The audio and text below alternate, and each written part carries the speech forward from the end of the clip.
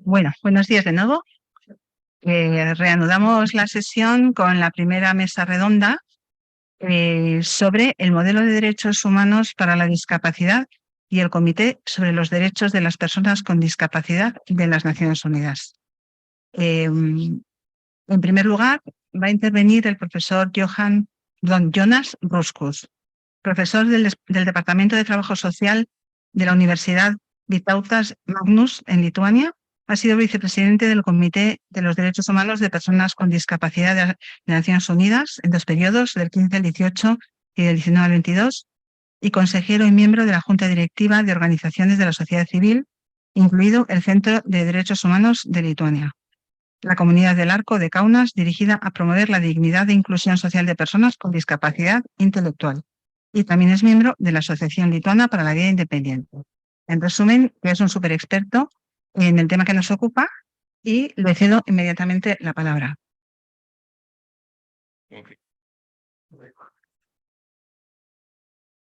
Buenos días, hola. Buenos días. Hola, estimados compañeros, colegas. Soy Jonas Ruskus. Muchas gracias por presentarme. Yo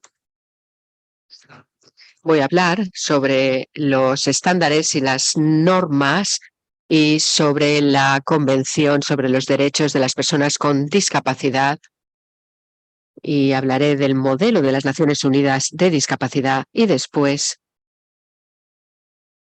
intentaré presentar y hablar sobre esas reflexiones dentro del comité.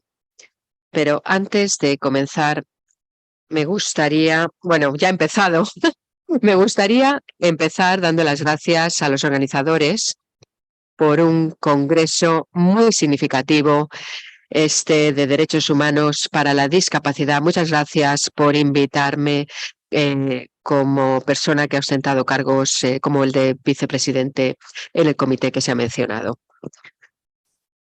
A nivel de introducción, me gustaría hacer referencia al año 2006, cuando la Convención de los Derechos Humanos de las Personas con Discapacidad se adoptó en las Naciones Unidas, dando así el paso a una nueva época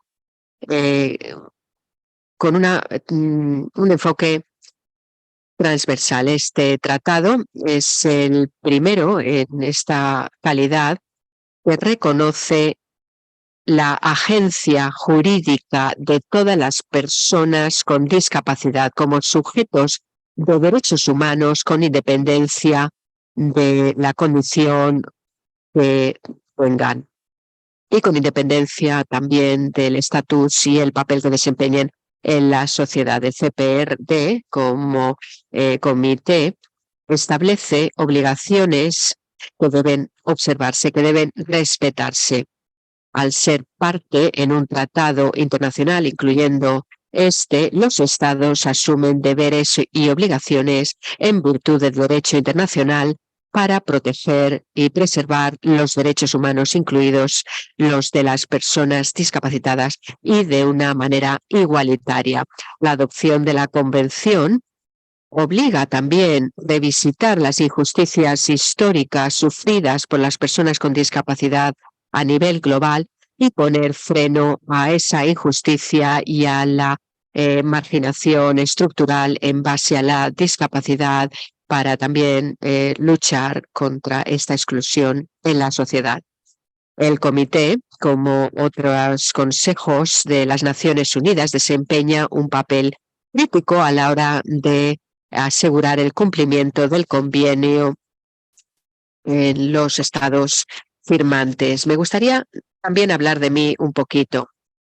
En mi presentación, las consideraciones que haré están basadas en mi estatus personal en la Junta, en el Consejo, desde el 2015 y hasta el 2022, cuando finalizó mi mandato.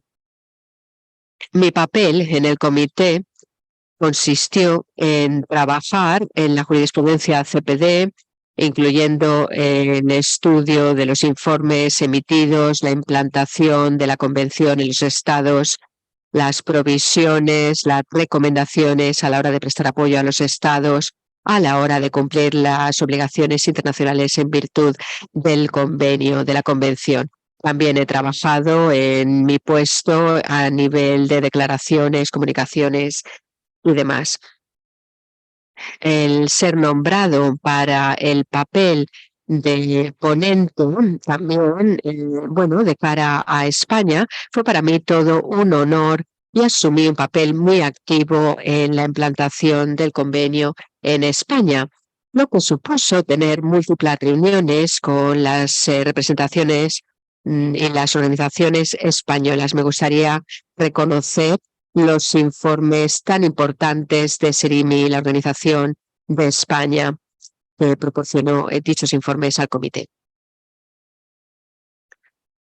De mi presentación me gustaría poder aportar aclaraciones específicamente a nivel de cómo se considera la convención en base a la nueva jurisprudencia.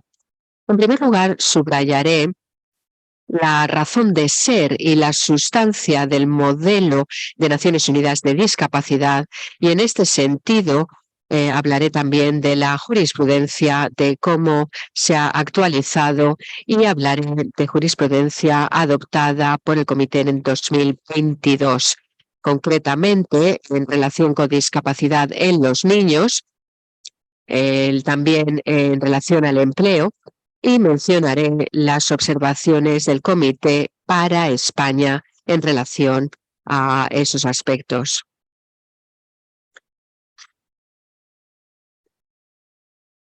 La Convención tiene en cuenta los derechos humanos existentes, garantizando que todas las personas con discapacidad pueden disfrutar dichos derechos de manera igualitaria.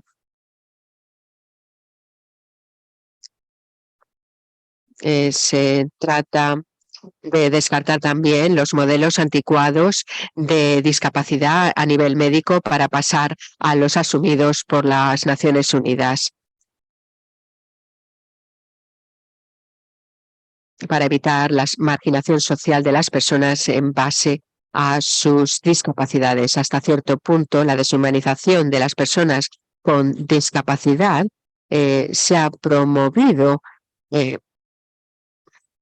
de cara a, y se ha calificado a estas personas en el pasado como personas con menos capacidades frente a aquellos con capacidades. En estos modelos médicos de discapacidad, las personas con discapacidad han sido objeto de lástima, de miedo, de tratamientos dirigidos a eliminar o a superar esas discapacidades. Históricamente, los modelos de discapacidad médicos han modelado todas las áreas de la vida: la sanidad, la política, la legislación, lo que ha resultado en una discriminación sistémica. Por ejemplo, bajo el modelo de la caridad del sistema médico, se podía tratar sin el permiso de la persona, y también se llevaba a segregación en el sistema educativo, que se consideraba como una práctica adecuada y natural, especialmente en relación con personas con discapacidad psicosocial, intelectual o personas que tenían grandes necesidades de apoyo.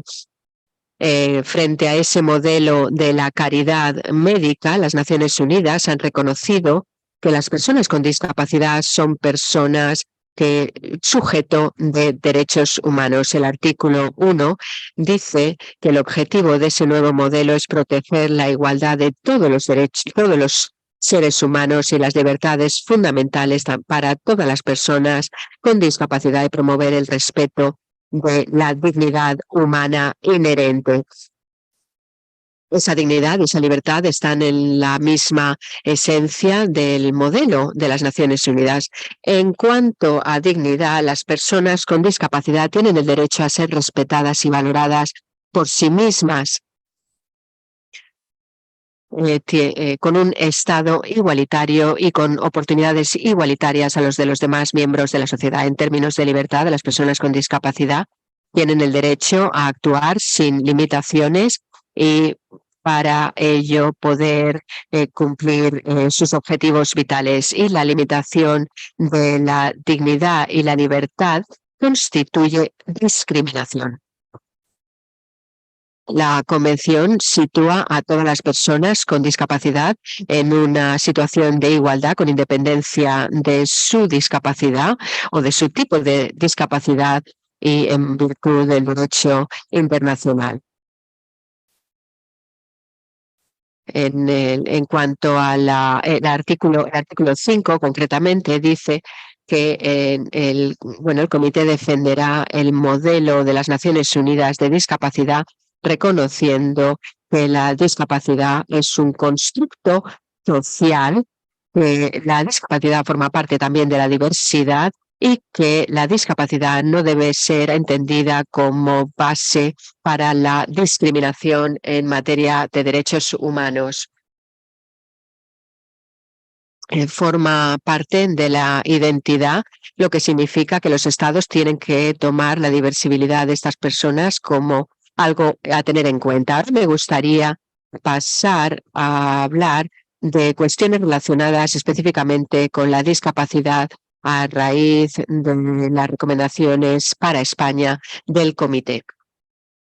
In 2022, two UN committees, the CRPD and CRC, the Committee on the Rights of the Child, En relación a los derechos de los niños con discapacidad, en el primer párrafo, los comités reconocen que la discapacidad no debe tenerse en cuenta como principio de negación de los derechos humanos. Todos los niños son sujetos con derecho a derechos, y la Convención de los Derechos del Niño están interrelacionadas y sustentadas por el modelo de discapacidad de las Naciones Unidas en base a la dignidad inherente de las personas con discapacidad. Ambos comités han subrayado, han detectado muchas cuestiones relacionadas con los niños con discapacidad, el derecho a la educación, la familia, entre otras cuestiones. Por lo que respecta a la inclusión, hay una declaración conjunta de los comités que enfatiza que la educación inclusiva de alta calidad requiere la educación de todos los niños sobre principios igualitarios dentro del mismo sistema, adoptando el sistema a los requisitos de diversidad, a los potenciales y competencias de cada niño. Los comités también afirman el derecho a una educación de calidad y que no es compatible con la sustentación de dos sistemas diferentes de educación, es decir, el sistema mainstream y el sistema segregado. En las observaciones finales para España,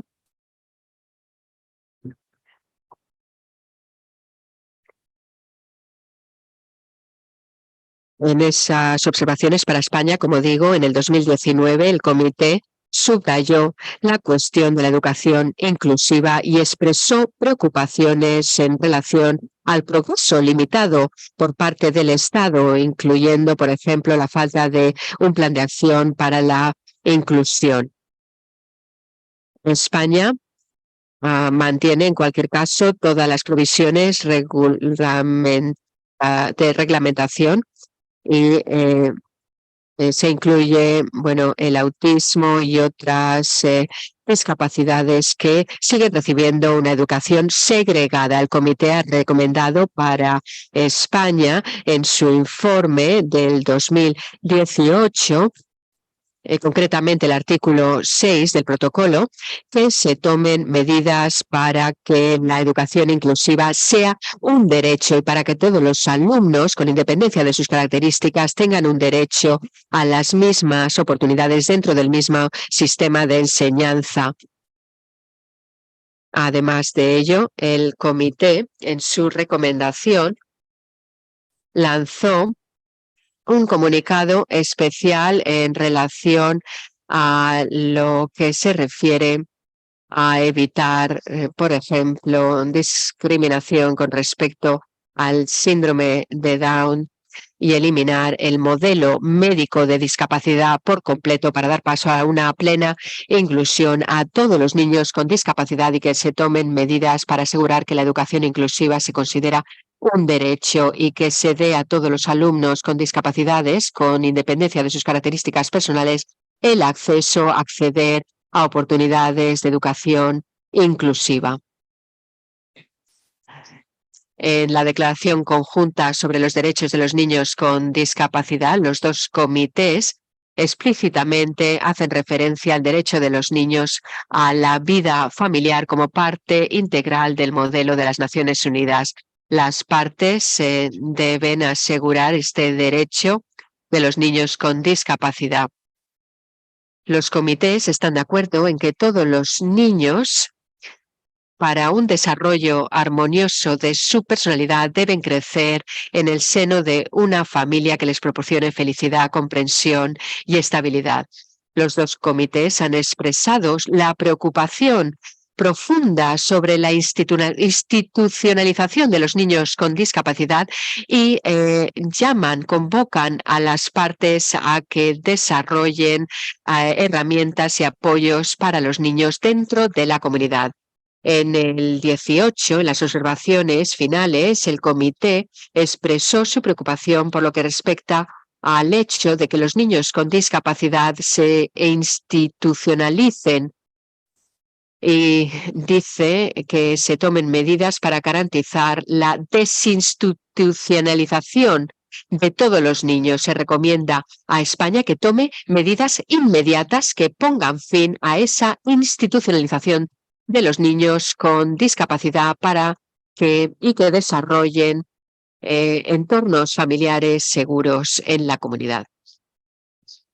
En la nueva jurisprudencia adoptada en el 2022 en relación a las directrices o pautas de la institucionalización, incluyendo las urgencias, el Comité CRPD enfatizó que para los niños la integración en la comunidad es fundamental y especialmente en el seno de la familia, en un entorno de familia para evitar la segregación.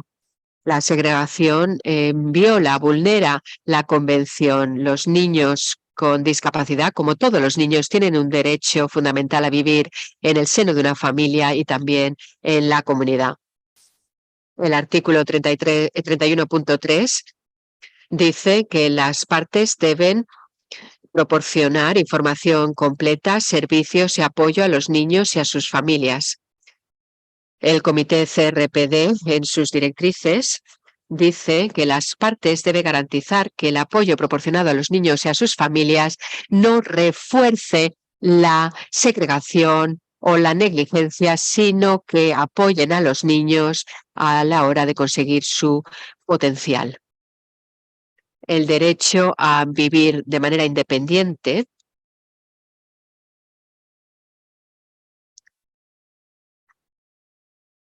y de ser incluido en la comunidad está arraigado profundamente en el derecho internacional. El artículo 39.1 de la Declaración Universal de Derechos Humanos dice que todos tienen deberes en la comunidad para también poder conseguir el pleno desarrollo de la personalidad. La gobernanza internacional, los derechos políticos, los derechos económicos y culturales deben desarrollarse y promoverse por parte de los Estados. En la Convención se estipula concretamente el derecho a una vida independiente y a ser incluido en la familia.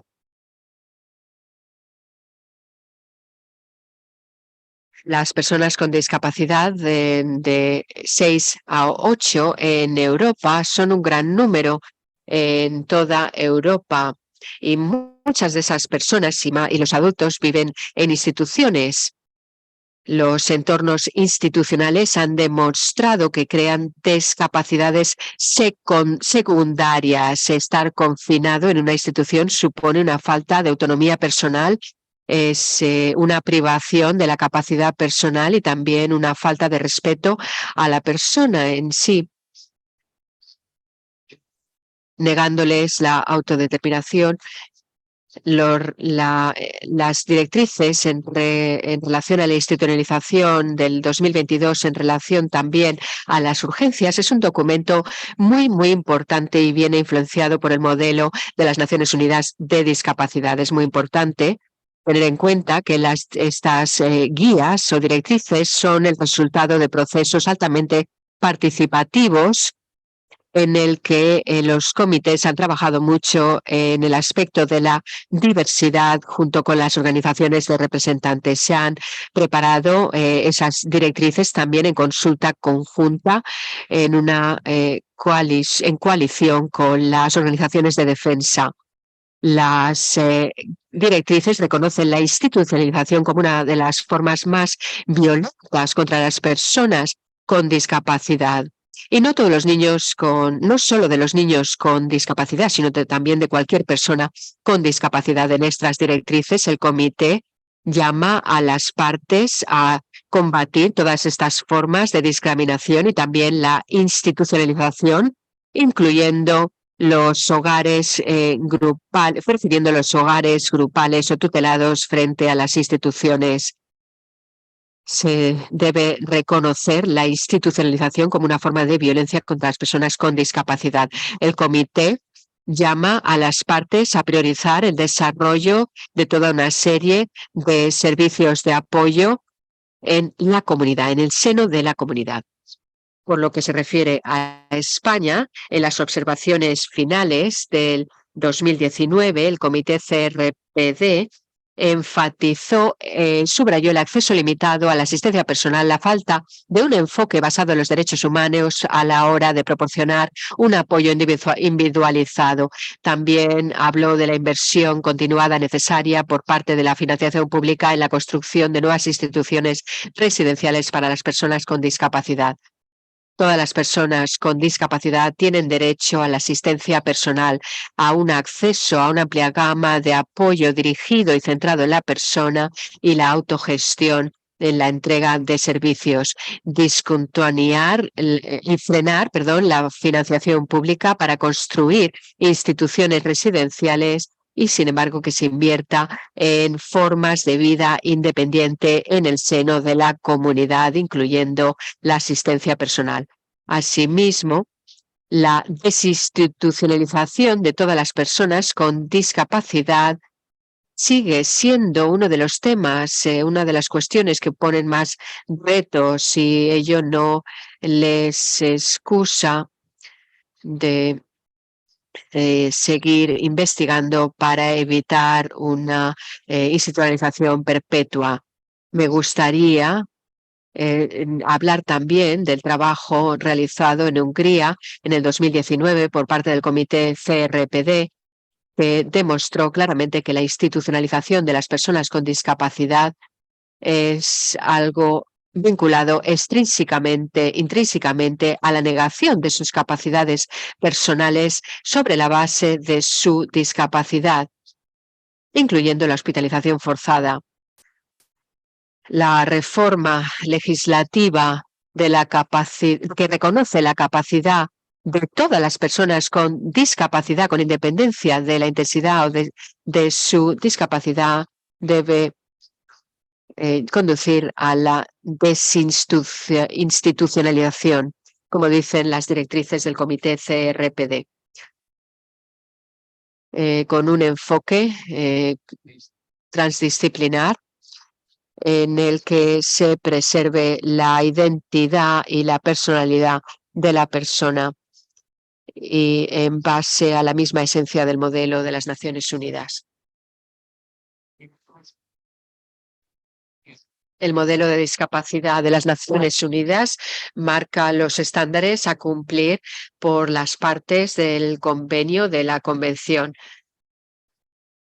El comité tiene un comentario, el comentario número 8, sobre el derecho de las personas con discapacidad al trabajo y al empleo del 2022. En la jurisprudencia, el comité CRPD reflexiona en cuestiones de jurisprudencia y subraya el derecho a trabajar en igualdad con las demás personas, eligiendo libremente el empleo y siendo aceptado en el mercado laboral, en un entorno laboral que sea abierto y accesible a todas las personas con discapacidad. El comité reitera su preocupación continuada de que el trabajo específico ocupacional es una discriminación basada en el modelo médico tradicional de la discapacidad, los talleres ocupacionales que fomentan el trabajo, el empleo segregado frente al trabajo en un mercado laboral abierto en base a los mismos términos, a los mismos derechos.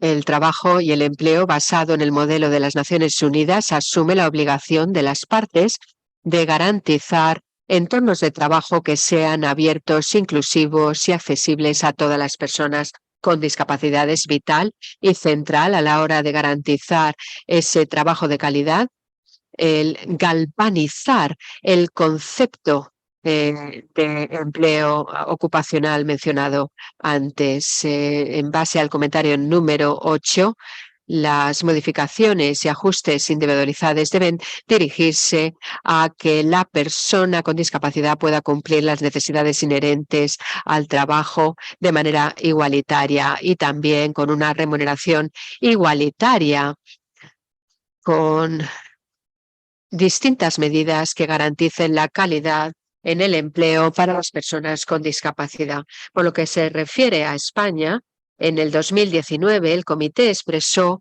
la preocupación sobre la baja tasa de empleo de las personas con discapacidad, que específicamente afecta también a las mujeres con discapacidad. El comité recomendó garantizar una mayor accesibilidad a las personas con discapacidad en los entornos laborales. Continuando ahora con la jurisprudencia del comité, en el 2022, muy recientemente, el comité ha lanzado un nuevo borrador, el artículo 11, situaciones de riesgo y emergencias comunitarias. En base a las los distintos desastres, por ejemplo, naturales, como en Pakistán, o otros conflictos, como la guerra de Ucrania. Esto ha puesto de manifiesto la necesidad de prevención.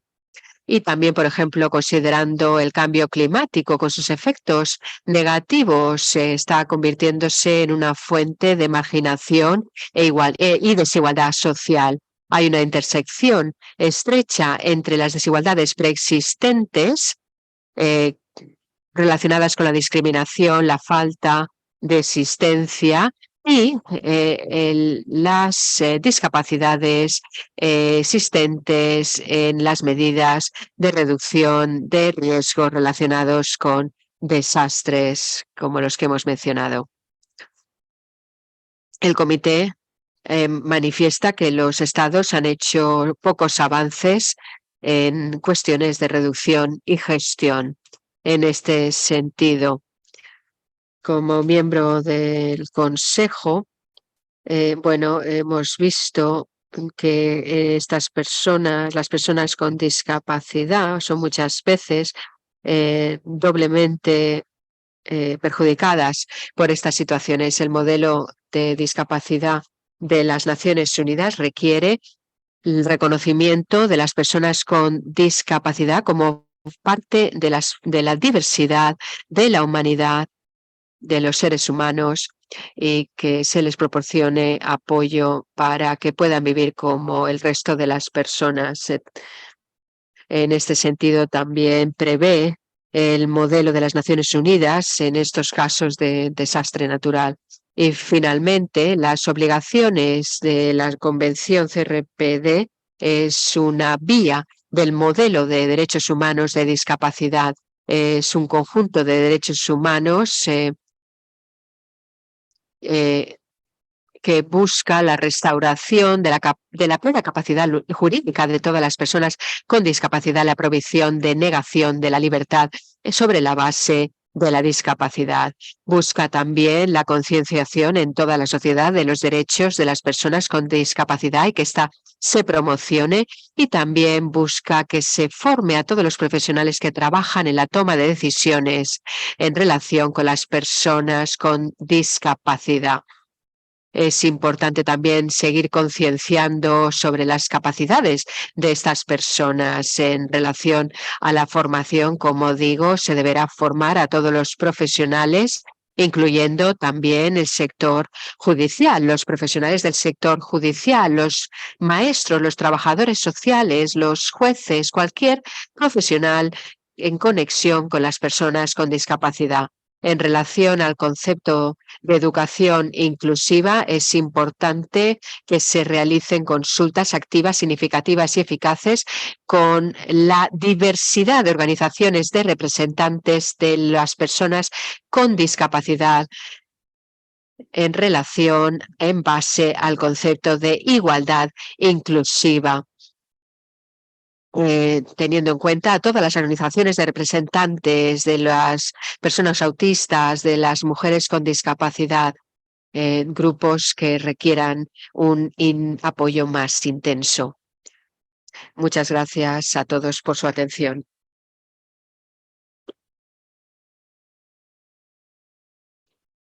Muchas gracias, profesor Ruscus. Yo no sé si hay alguna pregunta en la sala. La verdad es que ha planteado unos desafíos bastante importantes el profesor, y yo no sé si alguien quiere hacer alguna pregunta. Por aquí hay una pregunta, en la primera fila.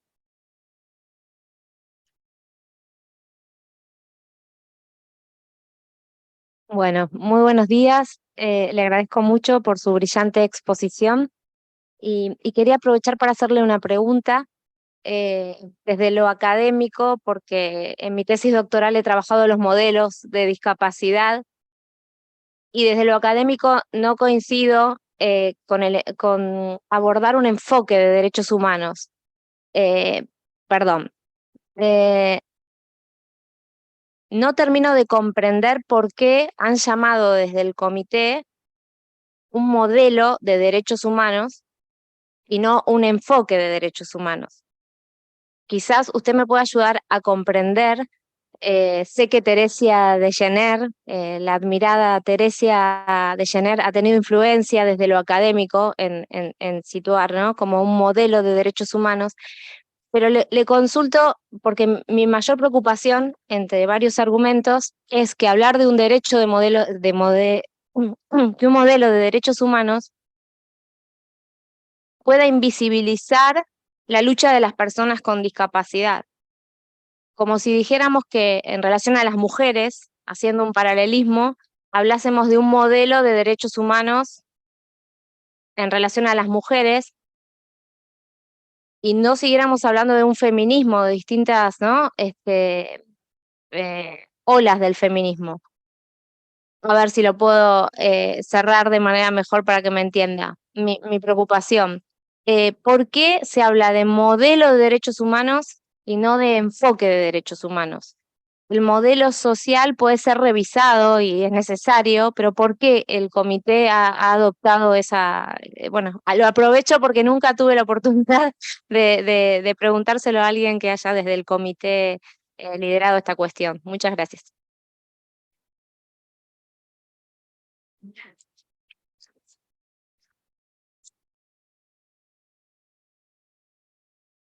Sí, entiendo la diferencia entre modelo y enfoque.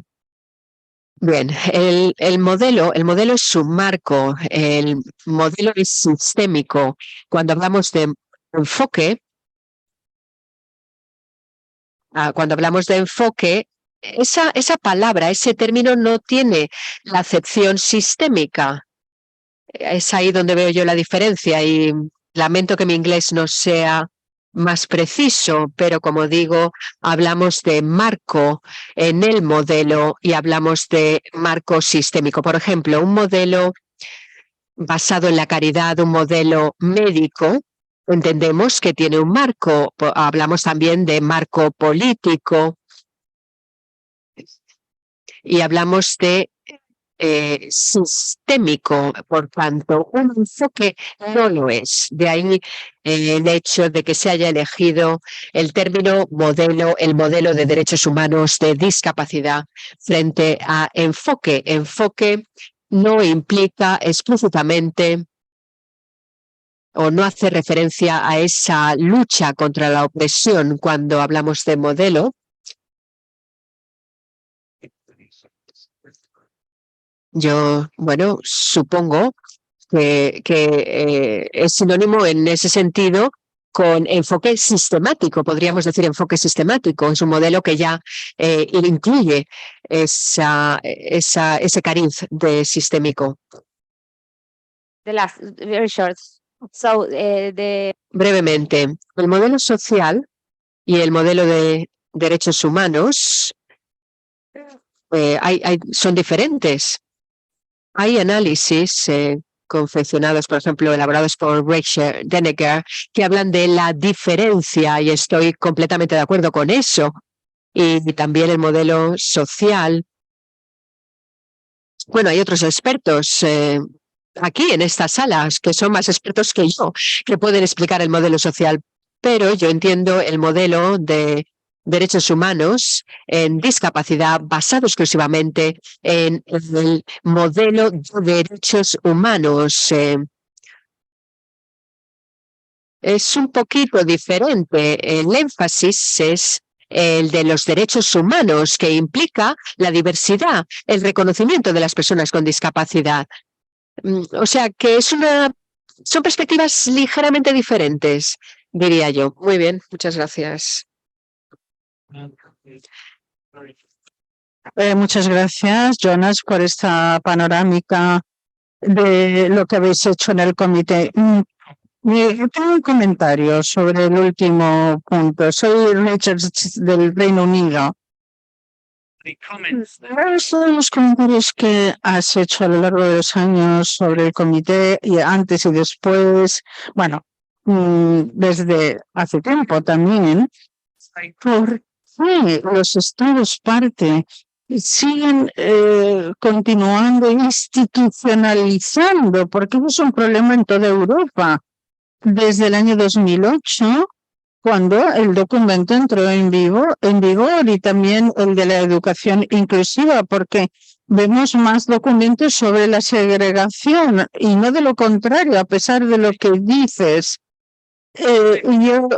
Desde mi punto de vista, esto ocurre porque el modelo social era el modelo de desafiar la discriminación, pero el de los derechos humanos no es lo mismo. Una vez se entiende el modelo social, tener una discapacidad no es su culpa.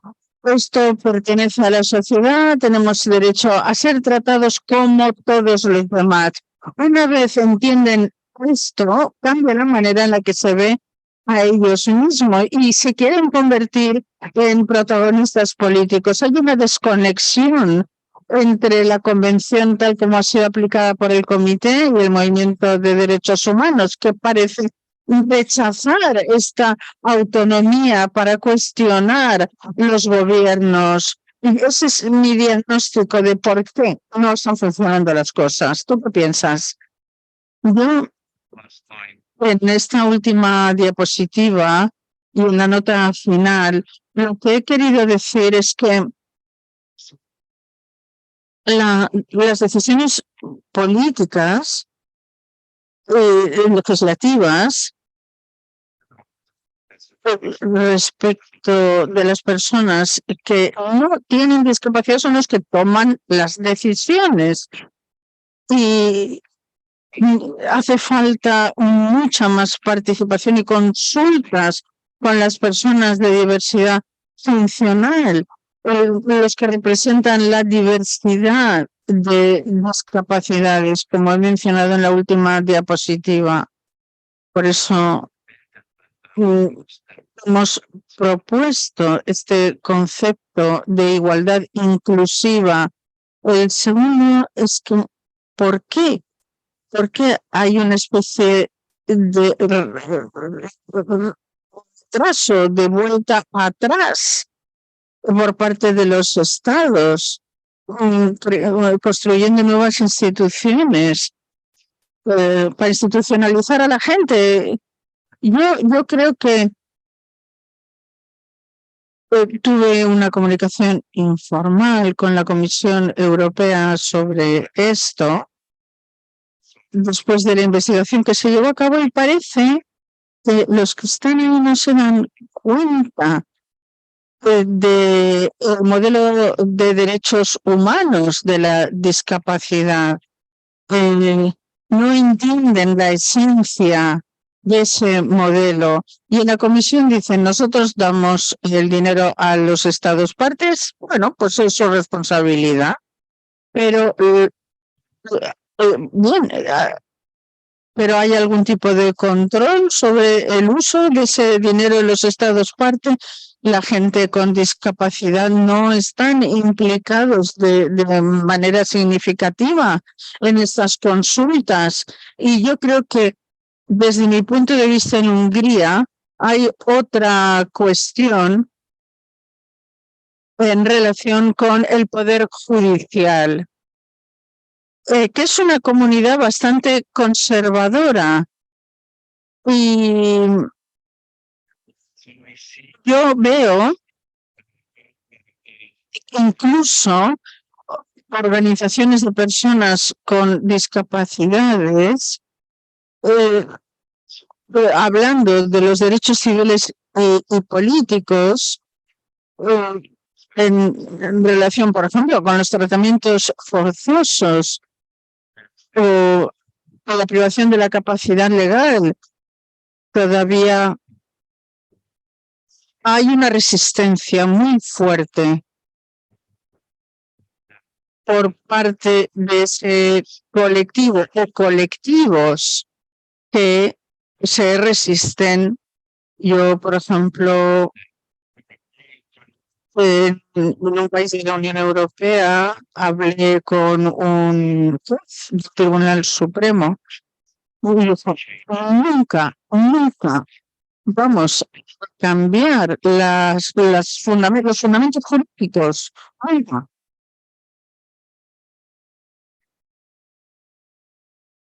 Sí, un miembro de la Unión Europea, sí. Y luego en una reunión formal, uno vino a mí y me dijo, la toma de decisiones en sustitución de otra persona forma parte del artículo 5. Entonces, necesitamos realmente este tipo de defensa y de toma de conciencia, incluso en el Poder Judicial. Buenamente da tiempo al final, habrá un espacio, pero sin más dilación quiero dar la palabra al profesor Vicente Belver, catedrático de Filosofía del Derecho y Filosofía Política en la Universidad de Valencia, miembro del Comité de Bioética de España y del Comité de Bioética Asistencial del Departamento de Salud de la FE en Valencia. Forma parte del Grupo de Investigación de Derechos Humanos y Globalización de la Universidad de Valencia y bueno, tiene un extensísimo currículum que yo destacaría vinculado fundamentalmente a la bioética y el bioderecho desde la perspectiva de la vulnerabilidad humana y los derechos humanos. Y por supuesto es miembro del Observatorio de los ODS y Justicia Social de Fundación Mainel y creo que del Comité Científico Organizador de este maravilloso Congreso Internacional. Muchísimas gracias, le doy la palabra. Muchas gracias por la presentación.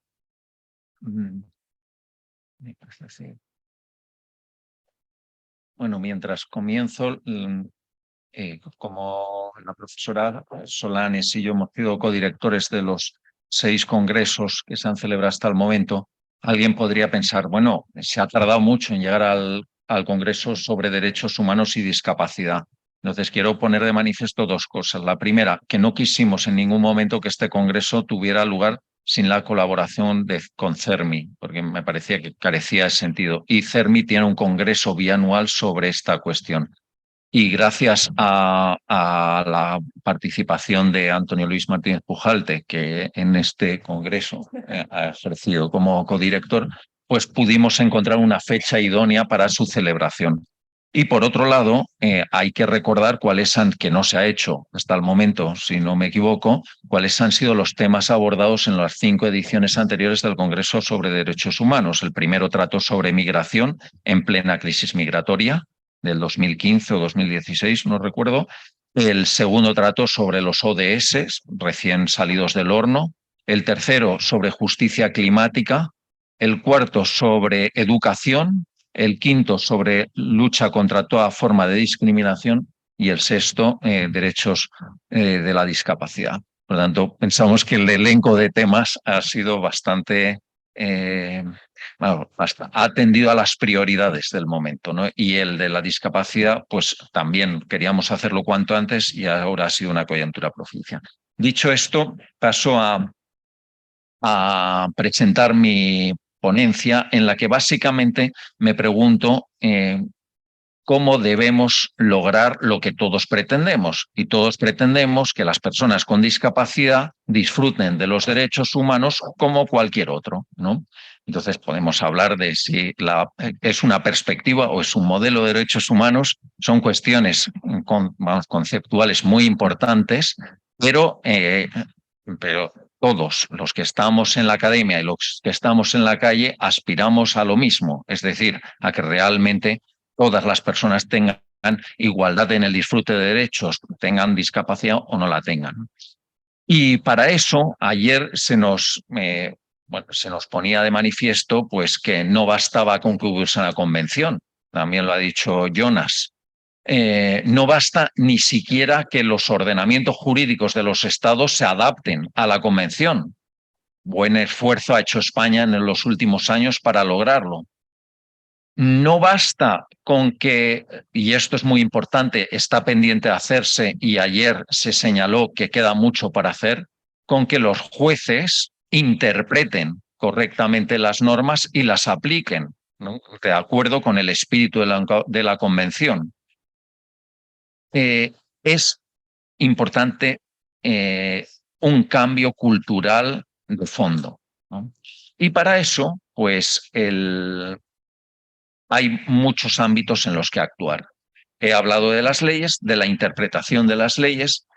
Muy importante, la educación formal, que es lo que se enseña sobre discapacidad en las escuelas, y muchísimo más importante y difícil de controlar, la educación informal. ¿Qué percepción social sobre la discapacidad circula a través de las redes sociales? Y mi intuición es que no es precisamente muy convergente con la propuesta de la Convención de Derechos de las Personas con Discapacidad. Pero aún hay que dar un paso más.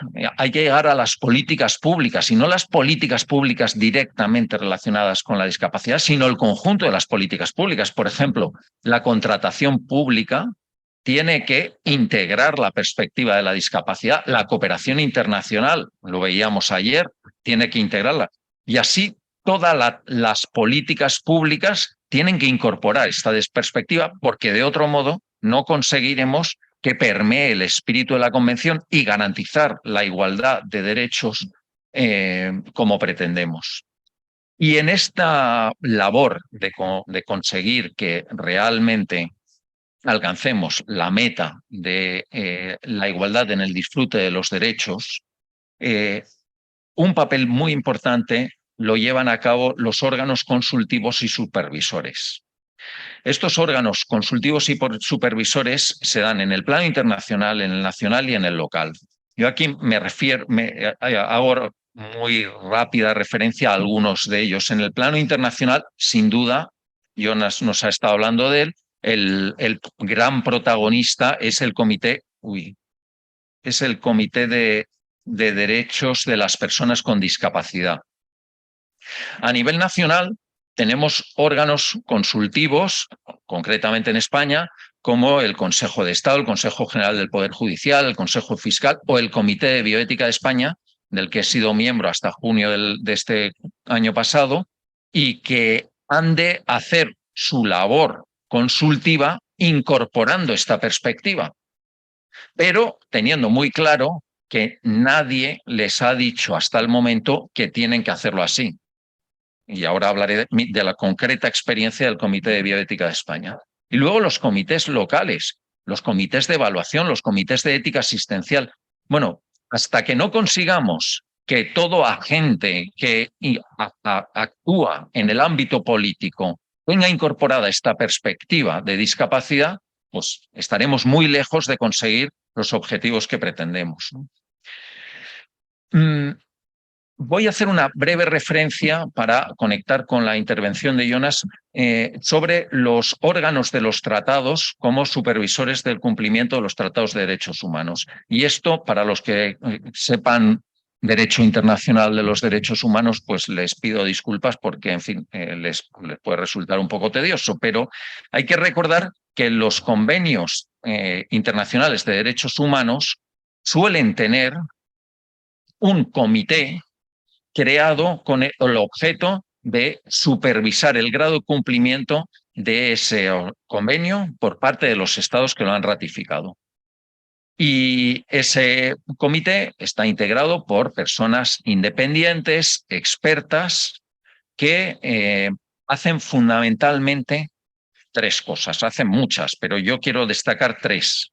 La primera, y ha hecho referencia a ellas Jonas en su intervención, pues examinar cómo los estados están cumpliendo con la convención correspondiente, ¿no? Concretamente, Jonas vino aquí a España en 2019 y, bueno, hablando con el gobierno, hablando con los agentes sociales, pues elaboraron un informe con recomendaciones para ver cómo España podría cumplir mejor con la convención. Y les hizo recomendaciones pues relacionadas, entre otras materias, con educación inclusiva, con desinstitucionalización de los niños y con integración de las personas con discapacidad en los trabajos en igualdad de condiciones que los demás. ¿Ha hecho España algo en estos campos? Realmente muy poco. Pero son tres áreas muy sensibles y complejas, ¿no? Antes se preguntaba, ¿por qué? ¿Por qué esto no se lleva a cabo? Yo no soy ningún experto, no he trabajado, ya me hubiese gustado, con ningún comité de los tratados de derechos humanos, pero es indudable que, por un lado, existe una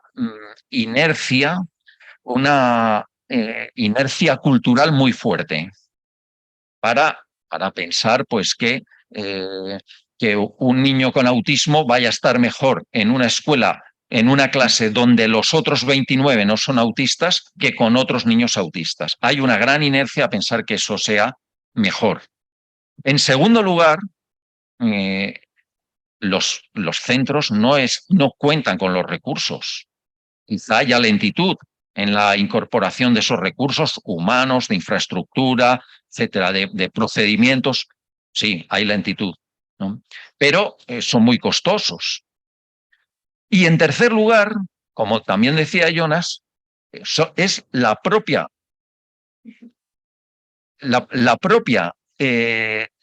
colectivo. Es un colectivo muy amplio y con diversidad de posiciones sobre el particular.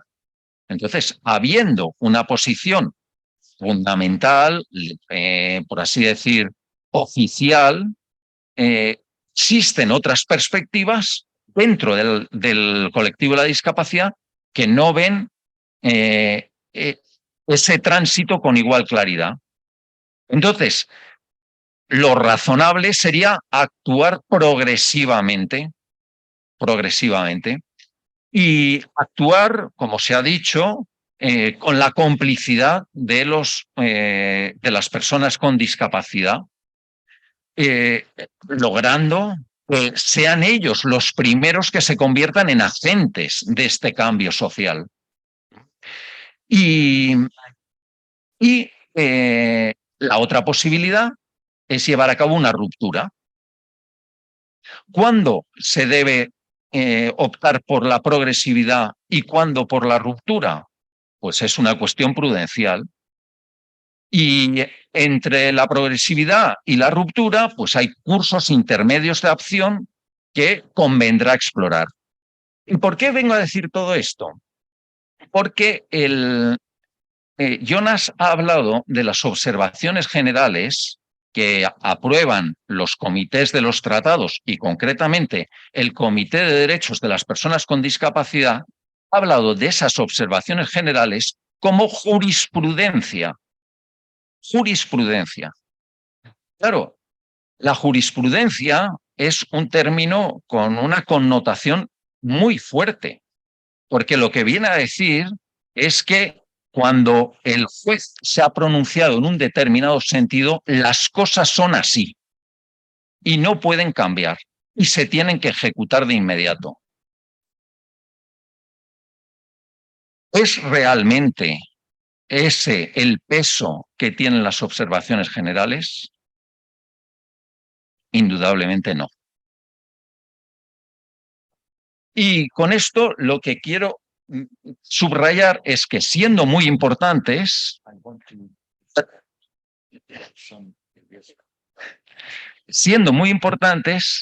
también es importante que reconozcamos el alcance limitado de las observaciones generales. Piensen que una sentencia se puede recurrir, una ley se puede cambiar, incluso una convención se puede cambiar. Hasta el momento, las observaciones generales se han mantenido incuestionadas. ¿Acaso no podríamos considerar que lo que se ha consagrado en las observaciones generales pudiera ser objeto de modificación en el futuro?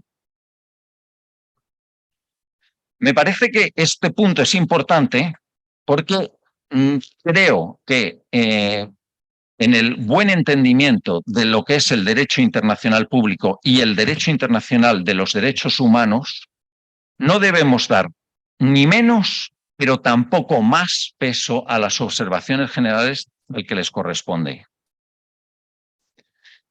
Es cierto que al final los estados están comprometidos con las convenciones, no con las observaciones generales. Pero las evaluaciones que se hacen por parte de los comités, y concretamente el Comité de Derechos de las Personas con Discapacidad, sobre el grado de cumplimiento de la Convención, se hace de acuerdo con lo que han ido estableciendo en las observaciones generales. Entonces nos podemos encontrar con que un Estado considere que tiene un grado de cumplimiento X y que la comisión entienda que tiene un grado de cumplimiento Y. Y debemos dar más legitimidad a la interpretación que haga la comité que a la que haga el Estado. Pues yo tiendo a pensar que sí. Pero hay que manejar el asunto con prudencia porque no necesariamente ha de ser así. Bueno, dicho esto,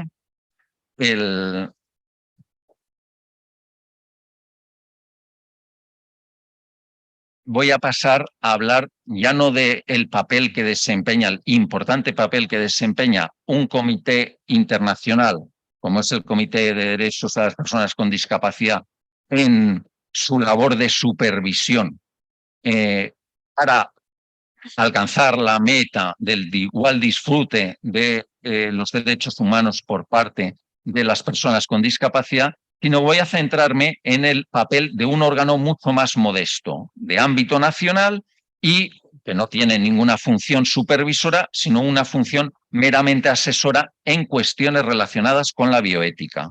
Me refiero al Comité de Bioética de España.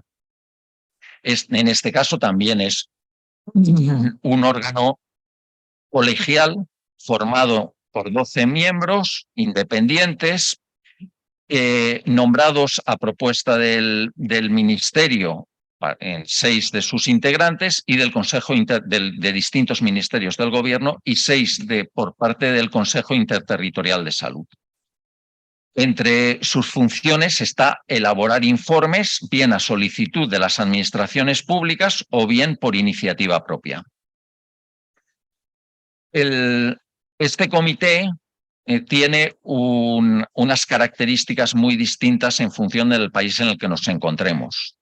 Yo les puedo decir que el de España, en primer lugar, no tiene presupuesto, o sea, no hay presupuesto para nada, vamos, para financiar los viajes a las reuniones presenciales en Madrid, punto. No tiene staff, de manera que el trabajo lo hacen íntegramente los miembros de ese comité. Su independencia relativa, y este punto es muy importante subrayar para cualquier comité opere en el ámbito en que opere, porque garantizar la independencia no se consigue solo diciéndolo en el artículo que crea el órgano correspondiente, ¿no? Y en el periodo 2014-2022, que es en el que yo estuve, se elaboraron 22 informes del orden de 3 informes al año y unas 6 declaraciones. 5 de esos informes fueron a peticiones de distintos ministerios del gobierno, el resto por iniciativa propia. Y el comité tuvo una posición sumamente proactiva durante los años de la pandemia entre 2020 y 2021. Y la perspectiva de discapacidad pues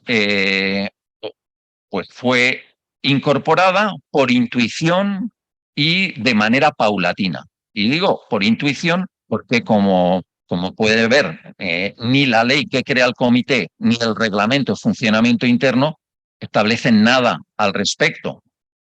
Fuimos nosotros quienes nos fuimos dando cuenta de la importancia de integrar esta perspectiva en la diversidad de temas que íbamos abordando. Creo que lo fuimos haciendo con menor acierto y paulatinamente con mayor acierto. Y los temas en los que hemos podido y los temas en los que aparece expresamente esa perspectiva de discapacidad, pues son, en primer lugar, el tema del aborto, porque fue el informe con el que nos estrenamos. Llegamos al comité, tras la primera renovación del comité, el primer informe que se nos solicitó desde el Ministerio de Sanidad fue un informe sobre la reforma que se estaba proponiendo de la ley del aborto en España.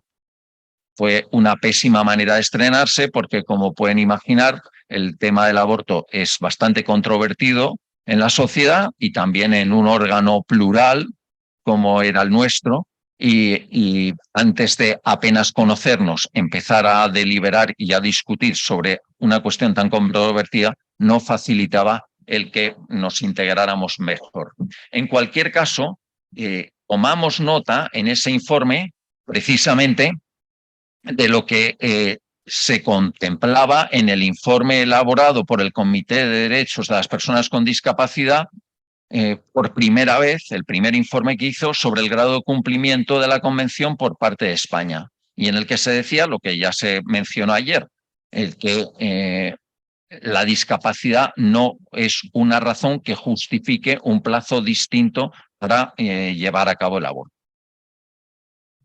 En 2015 abordamos otro informe sobre consejo genético prenatal y allí mencionamos la toma de posición que hace una organización de discapacidad de Europa importante, de PA Europe, en el que pide que se prohíban las pruebas genéticas indiscriminadas y la presión a las mujeres para eliminar en cualquier fase del proceso reproductivo niños que se considere que puedan nacer con discapacidad. Que las personas con discapacidad reciban apoyo para vivir, no apoyo para hacerles morir. Reclaman que la posibilidad de tener un hijo con discapacidad no sea una consideración legal especial para abortar. Esto tiene bastante relación con el informe anterior. Al año siguiente elaboramos otro informe muy importante sobre el uso de contenciones mecánicas y farmacológicas en los ámbitos social y sanitario. Pues todos conocemos el altísimo número de contenciones físicas o farmacológicas de la que son objeto las personas, fundamentalmente las personas institucionalizadas y concretamente las personas que viven en residencias de mayores, ¿no? Para evitar que caídas, pues se las ata. Se las ata a la cama, se las ata al sillón y se las ata con su consentimiento en ocasiones y muchas veces sin su consentimiento, ¿no? Y esto, pues, evidentemente, pues es una práctica contraria a los derechos humanos, pero que requiere un cambio de cultura y una dotación de recursos, ¿no? Para llevarse a cabo. Entonces, incidimos mucho en la importancia de impulsar este cambio en el modelo residencial español y afortunadamente tanto la Sociedad Española de Geriatría y Gerontología entonces y ahora de nuevo se está ocupando de lograr, de que las residencias de mayores en España sean residencias sin sujeciones. En el 2017 abordamos pues, precisamente la cuestión nuclear en relación con la Convención, cómo el ordenamiento jurídico español debía adaptarse al espíritu y a la letra de la Convención. Y abordamos distintas cuestiones, la esterilización forzosa, de la que también se habla ayer, y que pues estaba tratada de una manera pues, contraria a los derechos de las personas con discapacidad, por lo que establecía el Código Penal en su reforma de 2015. Afortunadamente, nuestro informe es del 17 y en 2020 se aprueba la ley orgánica en la que se elimina la licitud de la esterilización involuntaria de las personas con discapacidad. Algo parecido sucedió con el derecho de sufragio. Nosotros llamábamos la atención sobre la necesidad de garantizar a todas las personas, incluidas las personas con discapacidad, el derecho de sufragio activo. Pues afortunadamente en 2018 se aprueba la ley orgánica 2/2018 que garantiza el acceso al voto a todas las personas. La supresión de los internamientos voluntarios también con la ley del 2021 se ha hecho un gran avance, igual que en materia de capacidad jurídica. Voy muy rápido porque voy fatal de tiempo. En el año 2019, el gobierno nos pide que informemos sobre un proyecto que está llevando a cabo el Comité de Bioética del Consejo de Europa, un convenio para aprobar un protocolo que regule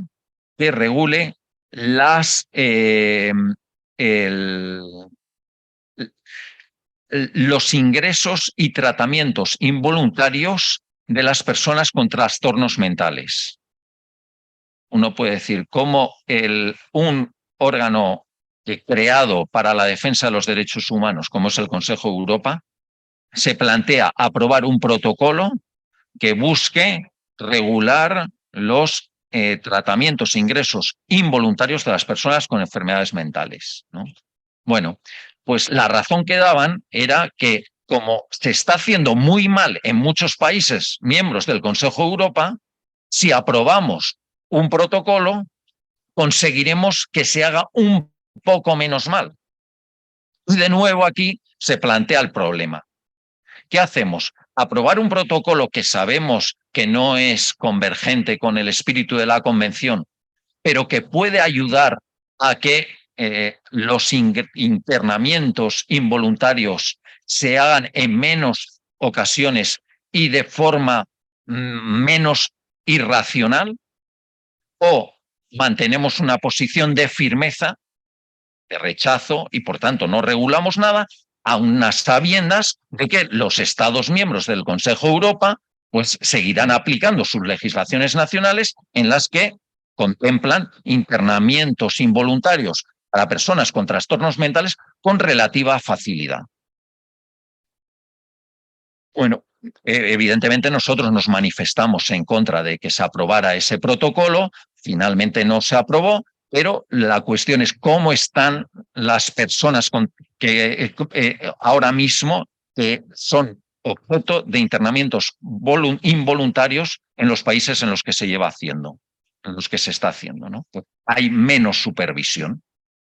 Bueno, salvo la que lleva a cabo el Comité de Derechos de las Personas con Discapacidad, pero desde luego desde el Consejo de Europa menos supervisión. En 2020, justo cuando se desata la pandemia, justo cuando empiezan los problemas de asignación de recursos vitales, la Sociedad de Medicina Crítica elabora un protocolo de actuación en el que dice que un criterio para decidir a quién se le pone el respirador es el criterio posibilidad de vida sin discapacidad. Si tú tienes posibilidad de vivir sin discapacidad, tienes más posibilidades de que se te ponga el respirador que si no. Claro.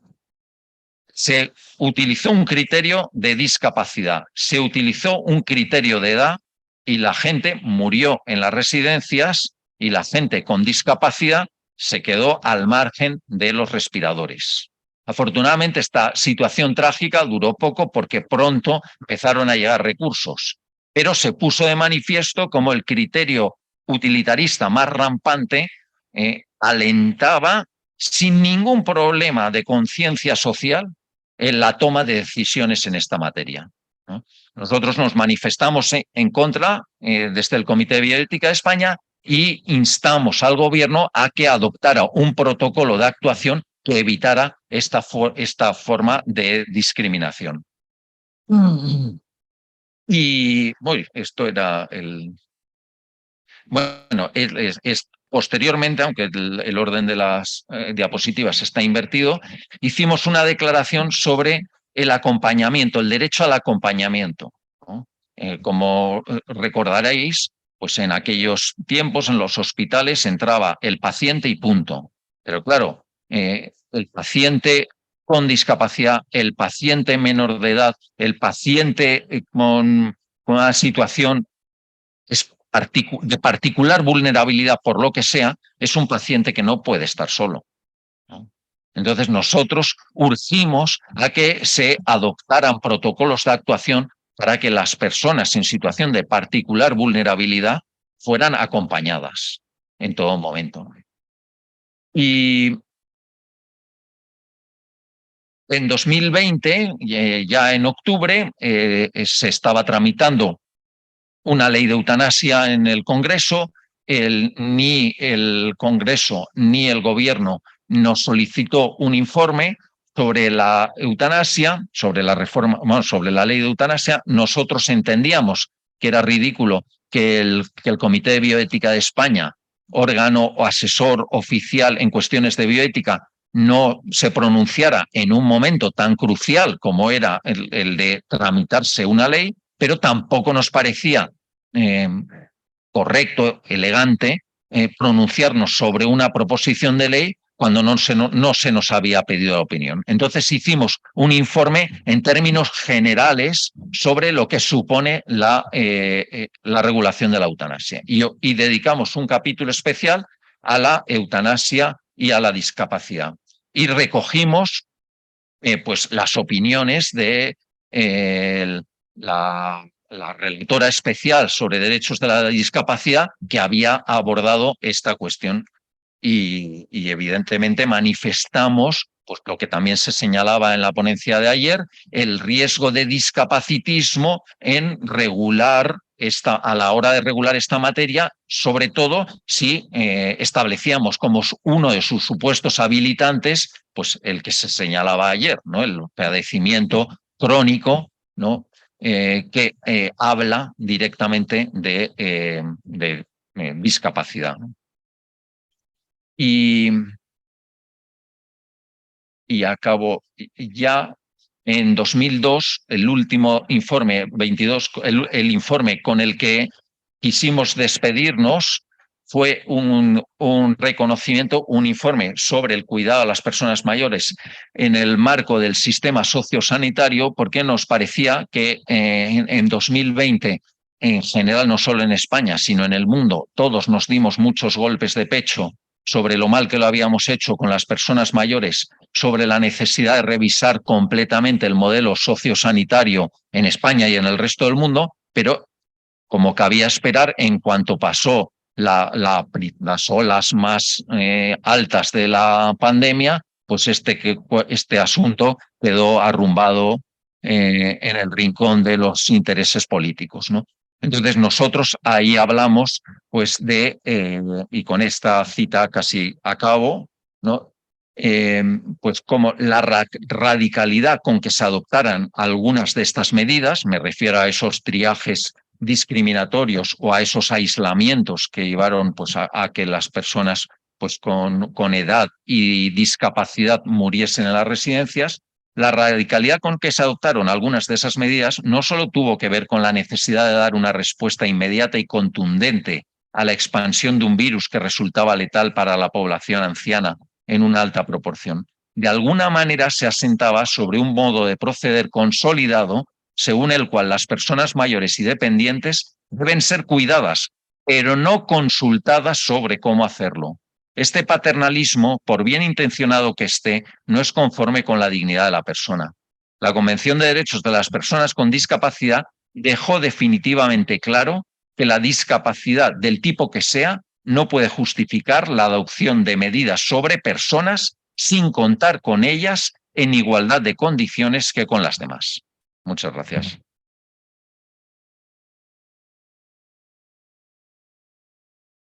Muchas gracias, profesor Belver. La verdad es que esta mesa nos ha puesto a todos sobre la mesa una cantidad de desafíos y de cosas interesantísimas, pero antes de dar la palabra a la sala, el profesor Ruskus me ha pedido un turno para replicar o hacer alguna pregunta al profesor Belver. Thank you very much. If I may. Muchas gracias. Si me lo permiten, me gustaría responder brevemente a algunas ideas mencionadas. En primer lugar, el comité CRPD y la educación inclusiva. Me gustaría recordarles que, bueno, yo he sido representante para Francia en el convenio, en la convención, y el ministerio francés dijo que invierten mucho dinero en Francia, muchísimo dinero, es verdad, pero sí, ¿en qué invierten? En instituciones, una sola cifra. Sé que en Francia un día en la infancia de una persona, de un niño institucionalizado, supone 300 euros al día. 300 euros al día para un niño que está institucionalizado. Bueno, no voy a comentarlo, sin comentario. No comment. Yo creo firmemente, y el comité, mis colegas también, que la segregación, la institucionalización, la educación especial es mucho más cara, son mucho más caras. Y finalmente, los comentarios generales. Se ha dicho que los comentarios generales no forman parte de la jurisprudencia. Yo querría decir que sí, es verdad. No son como documento obligatorios, no los obligan por la misma naturaleza del documento, comentarios generales. Pero yo diría que los comentarios son una explicación, una especificación de los deberes que deben ser respetados. Una especificación de los deberes que están en la Convención. Los comentarios generales no proporcionan o no establecen más deberes. Por ejemplo, el comentario general sobre el empleo de 2022 explica y especifica las disposiciones artículo a artículo, subartículo a subartículo de toda la Convención. Es decir, no están fuera. Los comentarios generales no quedan fuera de la Convención. No es algo ajeno a la jurisprudencia, dado que especifican la Convención que es obligatoria. Y lo mismo sucede con las observaciones finales. También forman parte de esa jurisprudencia porque van artículo a artículo. O sea, que versan sobre la Convención. En cuanto a la progresividad, se ha dicho que las cuestiones de la Convención tienen que ver con la progresividad. Yo diría que los derechos negativos que limitan la acción gubernamental contra los titulares de los derechos son inmediatas, no progresivas, especialmente los derechos civiles o los derechos políticos. Lo entiendo, los derechos socioeconómicos estarían sujetos a la progresividad, pero no los derechos civiles o los que denominamos derechos negativos. Más caro institucionalizar a un niño que tenerlo en el ámbito familiar. Lo que pasa es que acabar con la educación segregada y conseguir que las escuelas verdaderamente sean inclusivas requieren muchos recursos y no solamente económicos que no se implementan de la noche a la mañana. Pero yo estoy básicamente de acuerdo en que en general el régimen de la institucionalización no solo es contrario a los derechos, sino que es ineficiente económicamente. Respecto de las observaciones generales, yo creo que es importante subrayar que los estados están vinculados al texto del convenio, que en la medida en que existe un consenso amplio sobre los textos de las observaciones generales, pues evidentemente serán secundadas, ¿no? Pero esas observaciones generales pueden cambiar en su enunciado y en ningún caso son prescriptivas. Son orientativas, pero no prescriptivas. Y respecto de lo que decía la progresividad en los derechos sociales, pero no en los derechos negativos, por supuesto, completamente de acuerdo.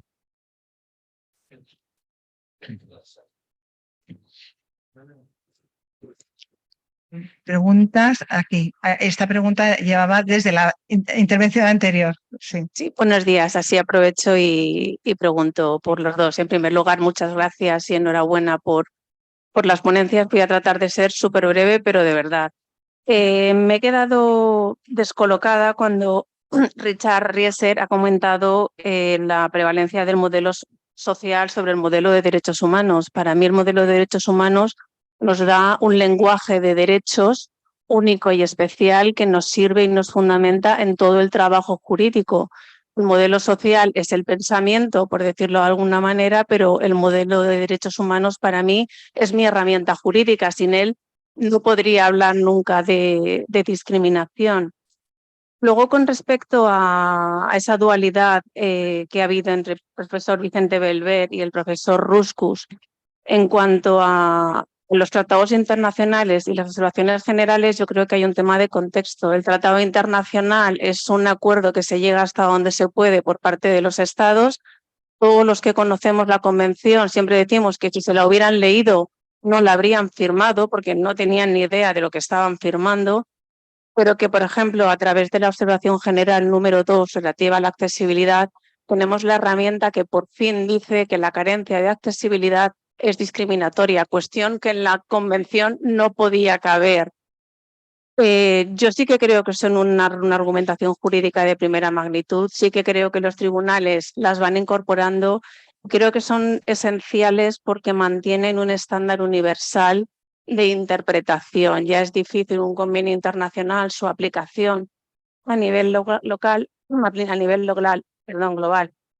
Y luego ya la última reflexión es que cuando hablamos de escuelas segregadas, escuela no segregada, al fin y al cabo, la incapacidad de la inclusión es la vergüenza de nuestra sociedad. Lo que pasa es que no nos miramos a nosotros ni a nuestras carencias a la hora de lograr ese objetivo. Muchas gracias. El micrófono por aquí, profesor Rieser. Oh, yeah. Thank you.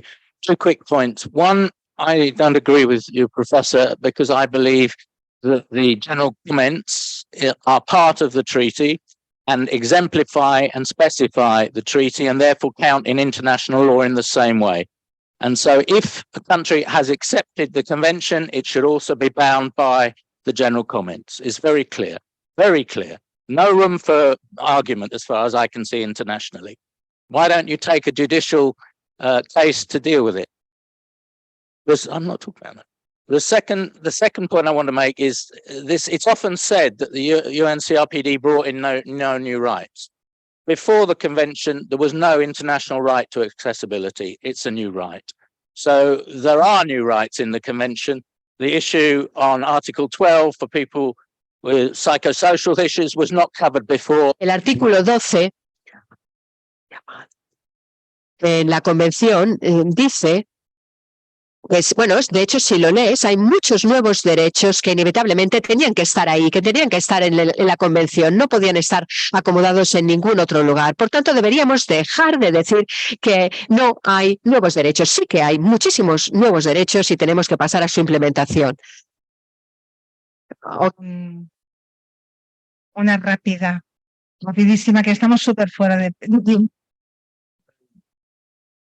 Voy a procurar ser todo lo rápido que pueda. 3 comentarios. Primero, agradecer la labor que ha hecho el Comité de Bioética de España. Yo creo que el Comité de Bioética de España ha realizado una excelente incorporación del enfoque de la perspectiva de la discapacidad en sus dictámenes, y me parece que han sido dictámenes extraordinarios y que ha hecho una gran labor.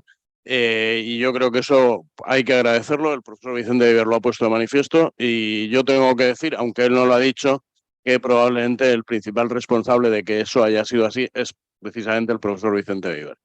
En segundo lugar, no sé por qué el profesor Vicente Viver, antes de hablar del Consejo de Bioética, del Comité de Bioética, que ha sido muy interesante, se ha metido en este terreno polémico del valor de las resoluciones del comité. Yo he escrito a petición del CERMI un informe, lo decía ayer Luis, un informe sobre este tema, sobre los mecanismos de efectividad de las resoluciones de los comités, incluso con una propuesta al gobierno de texto normativo, de una ley para el reconocimiento del valor de estas resoluciones. Creo que las observaciones generales, los informes, las observaciones finales a los estados, etcétera, yo creo que son una interpretación particularmente autorizada de la Convención. Es evidente que no son texto de la Convención porque pueden modificarse después esa doctrina, igual que se puede modificar la jurisprudencia del Tribunal Constitucional. Pero son una interpretación particularmente autorizada. Y creo que los estados, al ratificar la Convención, asignan al comité una función de intérprete que les hace estar también vinculados por la doctrina del comité, ¿no? Y tercera observación sobre lo de los nuevos derechos. Perdonen que me vuelva a citar a mí mismo, pero es escrito, tengo un trabajo todavía no publicado sobre la Convención de Discapacidad como fuente de nuevos derechos. Mi conclusión es que en general los derechos que reconoce la Convención son derechos que ya estaban en el ordenamiento jurídico internacional, con 3 excepciones, que yo creo que son el derecho a la capacidad jurídica, que es nuevo en su formulación y en su contenido, no existía. Existía el derecho a la personalidad jurídica, pero no a la capacidad jurídica. El derecho a la educación inclusiva, porque ese matiz incorpora una novedad muy importante que no estaba en el ordenamiento jurídico internacional. Y el tercero es el que ha citado el profesor Rieser, que es el derecho a la accesibilidad. Yo creo que esos son los 3 nuevos derechos que aparecen en el ordenamiento jurídico internacional. Muchísimas gracias. Bueno, muchísimas gracias a todos. Tenemos un tema apasionante, claramente, y gracias a Dios toda la mañana para seguir hablando de él. Y ahora 10 minutos de descanso. 10. Muchas gracias.